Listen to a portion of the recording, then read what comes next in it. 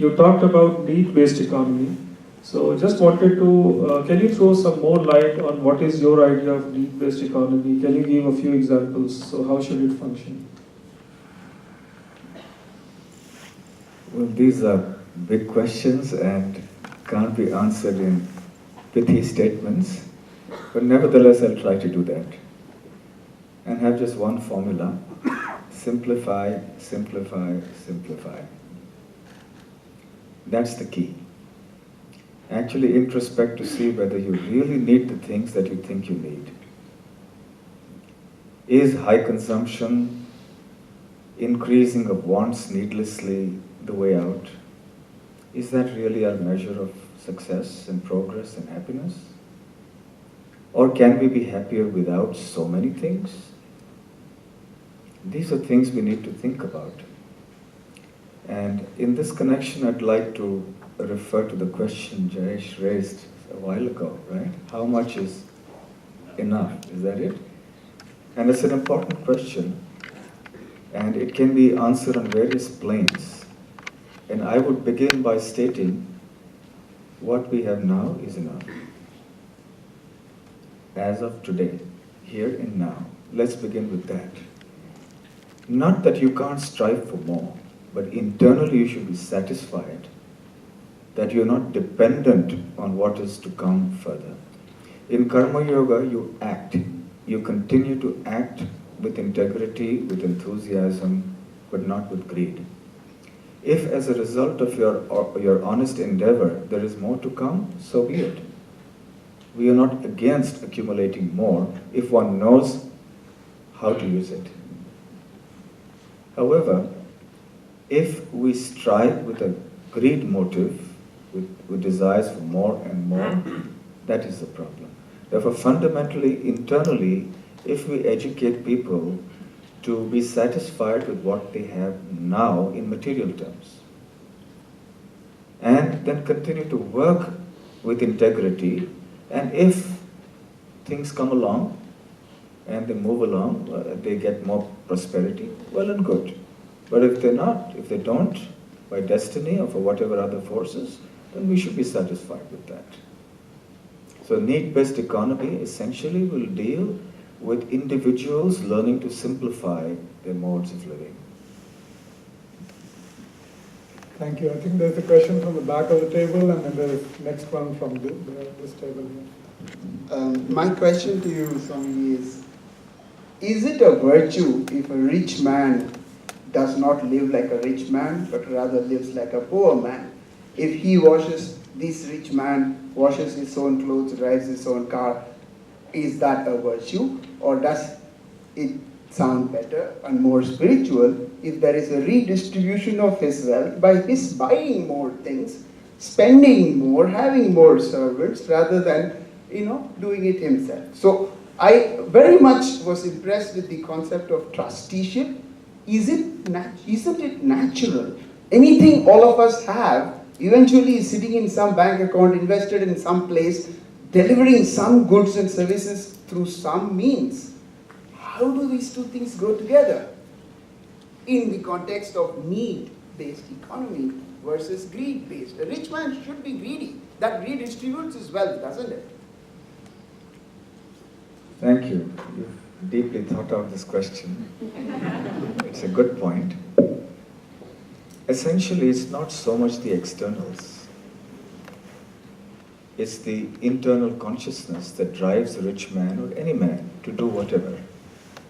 I mentioned in the talk, we're talking of two factors. One is ownership and the other is motive. So what is the motive? You may have somebody who distributes or redistributes his wealth in a certain way, and externally helps in another way. It's all a matter of how we approach the subject of our wealth. Do I consider myself the owner of my wealth? Do I consider myself to be the rightful enjoyer of my wealth? So if that consciousness, if that is a template for my life, then either of the two models are fine. But if that template doesn't exist, then we may have something else emerging from the picture. If a rich man wants to become famous because of his simplicity, that's also another form of the ego. Right? So therefore, all is a matter of one's internal spiritual development that will decide which is the right thing to do. Thank you. Supriya? Thank you very much. That was a very, very good session that you led. I wanted a question to Swamiji, following on from the panelists' questions, including Gautam. The question, it's quite a very, very optimistic scenario that there are discussions such as this, but in some ways I wonder, aren't we preaching to the converted? And there's also this question of inequality that was mentioned. It's not only in money, but it's also inequality in impoverished thought. So then what do you consider about the emotionally or the spiritually poor? And when do you really have a prognosis for this kind of discussion reaching people who have not had the privilege of thinking in this way?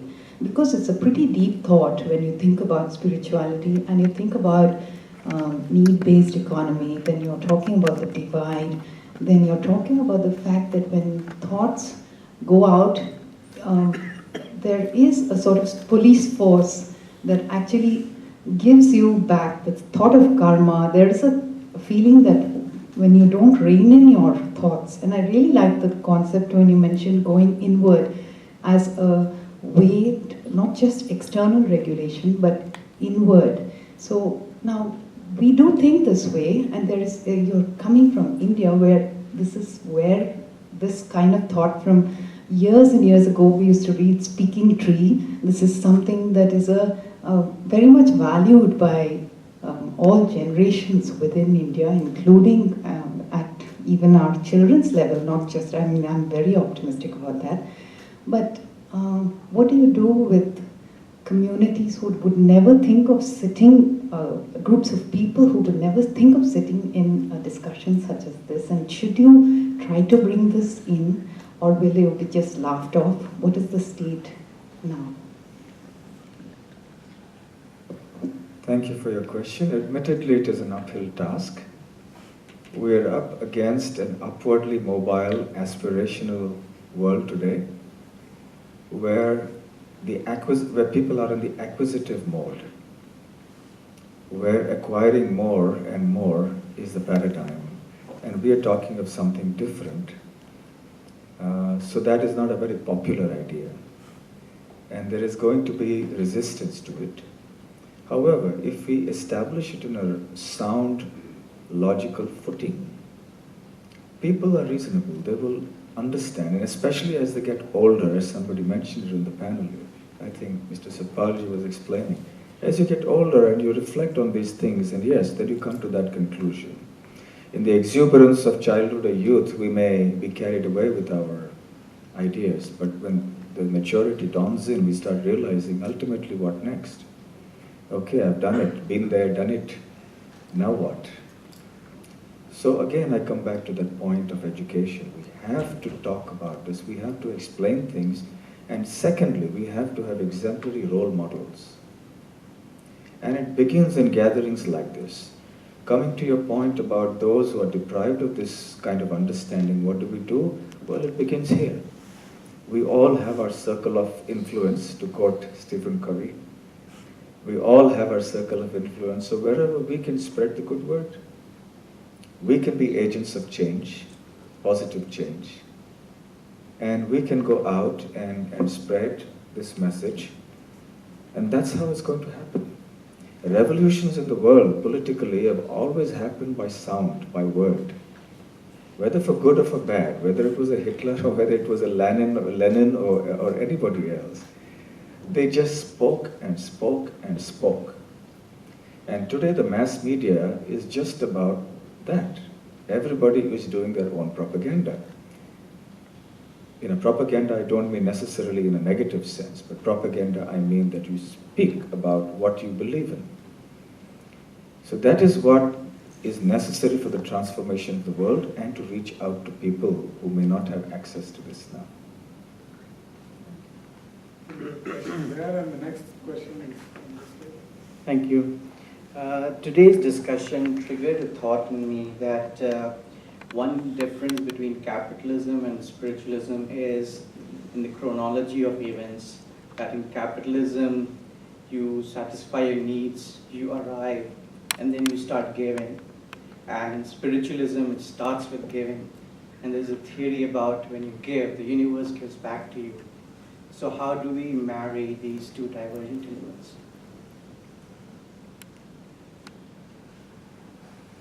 Is your question that you begin with giving in spirituality? Yes. And It's like fundamental nature is to give to the universe, and that's a very integral element in spirituality. That's right. But in capitalism, we waiting to arrive to give, and therefore that's why the majority of the people won't ever give, because they never arrive and they die. Yes, I think you're right. There is essentially one important difference. It's a very good point. In materialistic capitalism, for want of a better word, yes, we're thinking more of taking, and we think less of giving. In spiritualism, we think more of giving and less of taking. And in the world, we find trouble spots because people are more concerned about their rights than about their duties. So people demand things, they want things for themselves, but are not willing to correspondingly also sacrifice themselves for a larger good of others. So again, we come back to that second point, motive. So it's all a question of our motive, of our consciousness. If we're going to think about how we can serve others, how could we exist for the welfare of others? One of the foundational principles of Vedic philosophy is that we are living for others. And there are strong words used that only a miser lives for himself, exclusively, I mean. So long as you don't live for the sake of doing good to others, your life doesn't have meaning. So this is the ideology. If we have people with this kind of ideology running businesses and running our economics and being in politics and so on and so forth, the world will be so much a better place. So thank you for this good point. Thank you. Please go ahead. This question is for His Holiness. A great panel discussion. Thank you, everybody. I do a lot of work in corporate social responsibility, go into organization, try to inspire people to think green, think social, and so on. I struggle with companies who are trying to do things. They're trying to become more efficient operationally. They're trying to make things more sustainable in that way, but they don't so much consider what they're making in the first place.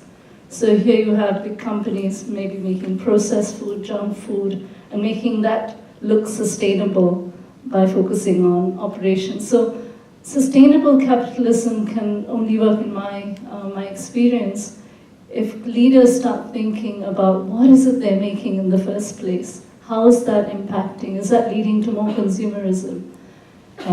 Can we design products that don't end up polluting, the environment? So how do we shift the system to designing things and serving people in a way that benefits the whole community? So, and I feel that large global corporations are, yes, talking very much on sustainability, and they are doing a lot only in, they're making the wrong things more efficient rather than making the right things in the first place. Is it for me? Yes.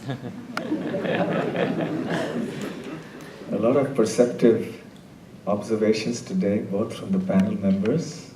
Some very nice points made, and also from all of you in the audience here. I hate to sound like a broken record, but I think I come back to the same point. Because ultimately, who is the one who makes the decision? It's the individual, isn't it? It's the individual who has a certain frame of mind, a certain consciousness, that's going to decide what to make, why to make, and how to make, and so on and so forth. So unless the individual is changed, unless there is an internal transformation in approach and attitude for the individual, there can be no systemic change possible. Externally, yes, we will do our best, we will have a legal framework and guidelines and so on and so forth. But that internal change is the most crucial element necessary. One corporate person was telling me that he met a marketing director, I think the Asia director or something like that, of a major consumer goods company that was marketing cereals. And this lady happened to mention to him that her goal, her company's goal, was to make Indians stop eating hot food. That was their marketing strategy. Because then, so long as you're cooking your own hot food, you don't have need for buying the things that the company produces. So now this kind of approach, you can think about, it's a topic for discussion. How ethical is it, not, and so on and so forth. It's something that's very thought-provoking, can be very insidious, it can be justified by some, and so these are all issues that come up. Because when you're driven by that one motive that I have to make profits for my company at any cost, and the more profits I make for my company, I also make those profits, and I also get a rise, and I also get my promotion because I have done this. So it all boils down again to that second point of the motive. Again, the greed-based, selfish motive. Not that we shouldn't be concerned about our own upkeep, that's normal, it's natural. But when we cross a certain line, that is when the problems come up. Did I address your question? Maybe this particular question, perhaps I should ask one of the panel members to answer as well, since it was global companies making bad things more efficient versus making the right things to begin with. Gautam, you are on the boards of several companies, so maybe you could share a perspective as to what goes on into boards thinking on these dimensions. I think most companies now realize that they have a whole host of stakeholders, and and both internal as well as external stakeholders. I think companies would be very irresponsible if they don't take these onto account. I mean, in fact, the attraction of talent, it's a very unusual, it's a very lopsided world. On one hand, we are saying companies need very few people to create wealth, but they all need a certain type of people, and there's obviously the demand for these young people with talent is very high.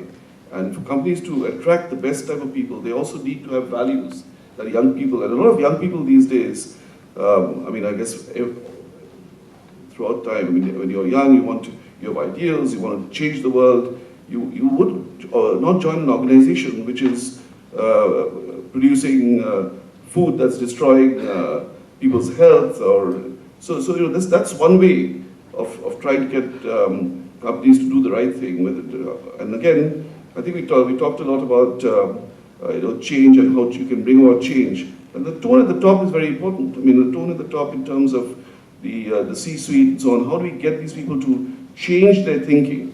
And I believe all of the things that we talked about are obviously relevant, but also at the end of the day, people and companies are a collection of people. They will change if they feel that is very important for their own survival and growth. And these days when people ask how's the economy doing? I think my answer often is it's not the economy. It's not only the economics that are going to take you to success, because increasingly now social issues are as important as economic issues because of all of the things that we are seeing in the world in terms of the results of the inequality, unemployment, and all of the things that that brings, that you need people, you need social cohesion. I mean, we see this in this country, that, you know, it's not the economics which is the important thing for Singapore's survival, it's the social framework and social cohesion, making sure that all of the different groups of people that live here, handling diversity, handling the different issues, that is more important often than just economics. Thanks. I think Jayesh has I think the other person we're forgetting is the consumer. So if McDonald's has got to rejigger their entire product line because they realize that people are calorie conscious, or Coke and Pepsi are recognizing that the sugar content is just too high, etc. So the consumers, of course, are kings as well. Don't forget that. Thanks. I know we are running seriously out of time, but there are lots of questions. I also know that physical food is waiting for attention while spiritual food is being ingested. But we will continue with maybe a couple more questions. So there's one question asked for Richard. Your Holiness, you brought in such clarity and simplicity to a fairly complex topic. I was really I'm inspired by what you said. I don't want to sound pessimistic, but I just had this thought. You mentioned that egalitarianism is not natural. You mentioned that power corrupting is a natural phenomenon. You also mentioned that you give unbridled freedom to somebody, it's just natural that that person's, the negative aspects will overcome. So therefore, is it but natural that spirituality is not present in the world throughout? Is it also the fact that, you know, the large majority of this audience is already well experienced in life, and we now have the luxury to think about spirituality and discuss it in these ways. But earlier on, when we were just building our careers and more busy with how to, you know, get to the next level of achievement in life, these things weren't looking relevant. And therefore, is it therefore natural that the world is going through this process where spirituality will get some attention among the grey hairs, but for it to get translated into the masses is not a natural outcome?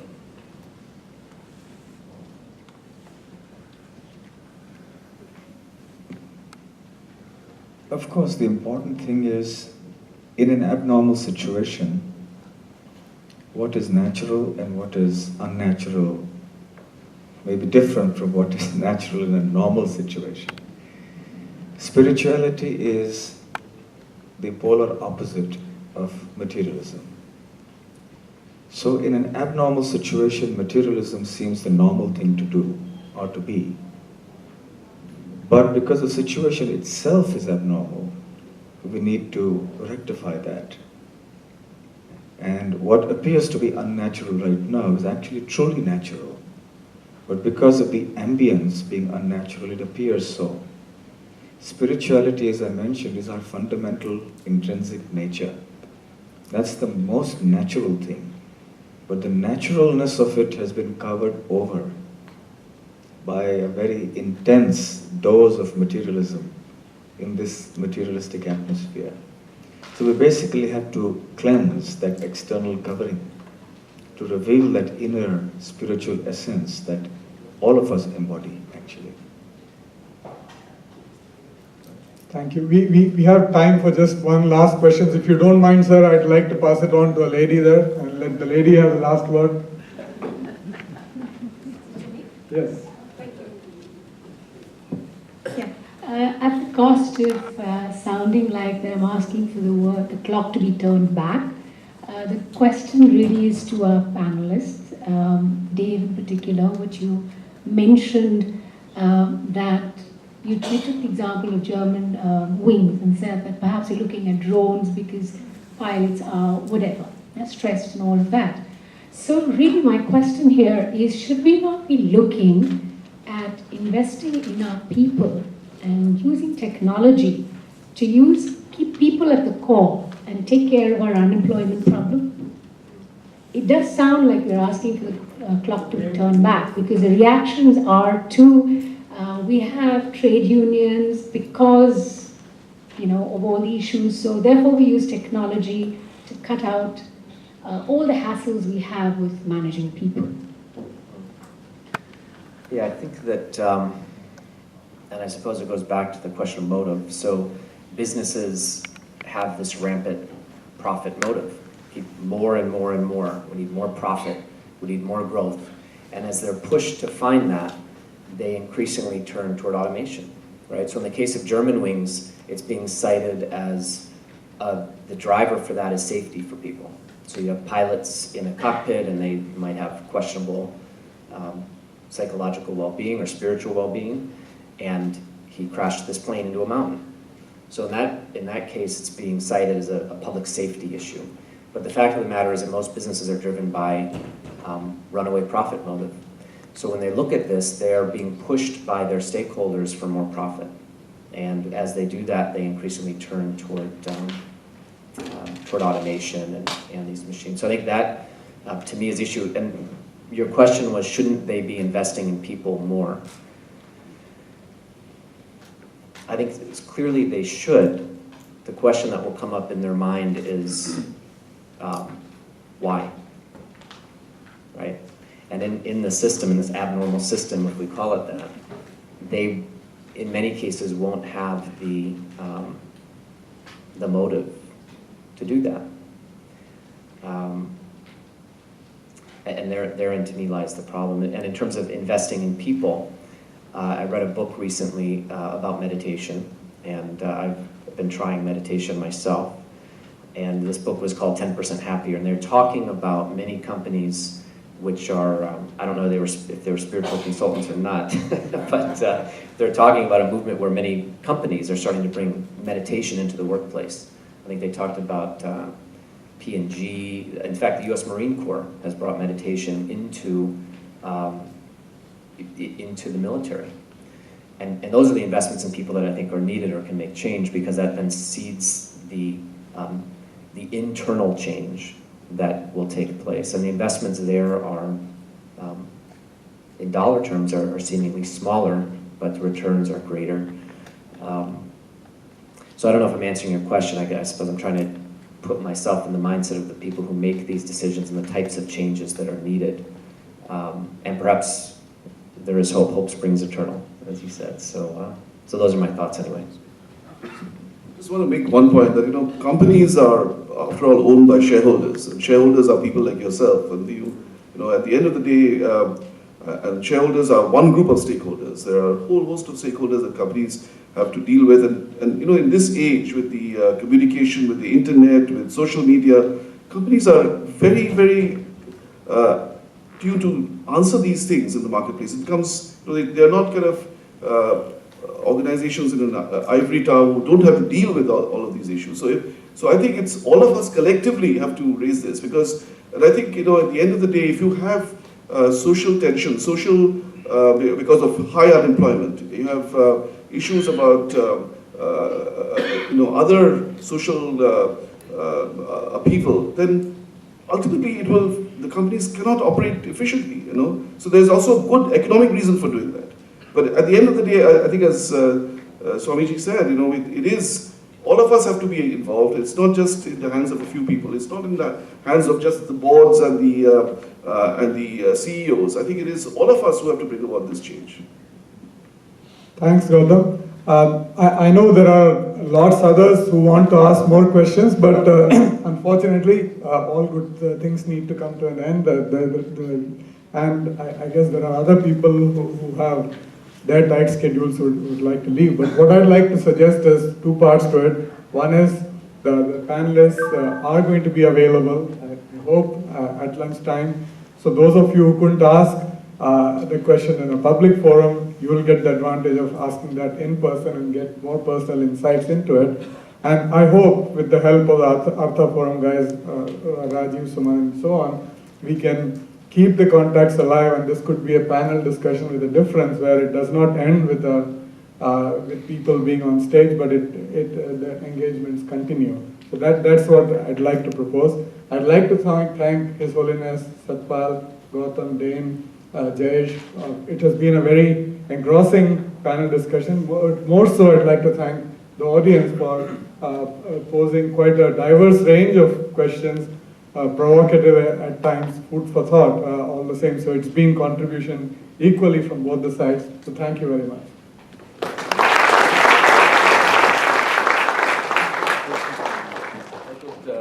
Thank you very much. If I could kindly request you all to stay on stage for a moment, just to hand over some token of appreciation.